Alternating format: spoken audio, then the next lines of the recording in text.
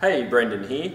What I want to know in today's video is who has fallen off the New Year's resolution bandwagon.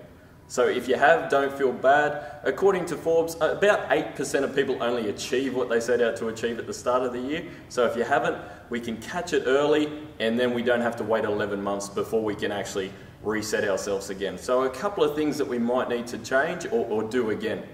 All right, so number one is figure out what you want. So I said this before, but I'll say it again. What do you actually want? The outcome from whatever you want to do. So rather than saying I want to exercise or I want to eat healthier, why? What's the ultimate outcome from that? Okay, so number two, and if you didn't do it straight away, do it this time and this will set you up. Write it down. If you're not actually willing to write it down, it's unlikely that you're willing to do all the hard work that you will need to do to change these new behaviors and get to this new place in life.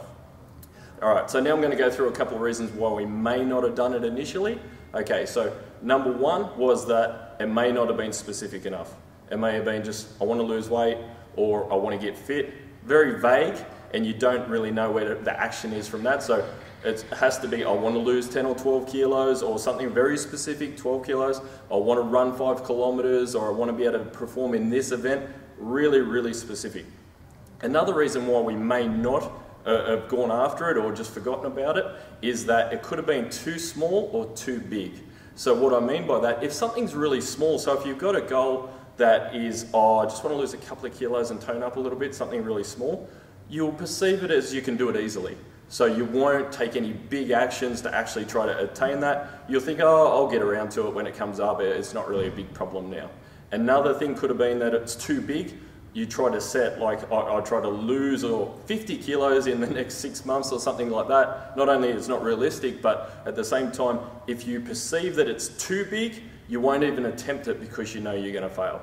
So a couple of things there, guys. We're not going to go into too much more depth. You can visit the first couple of videos if you want to rehash this. But other than that, write it down. We're only in the second month. We can still save this year. Don't worry about next year.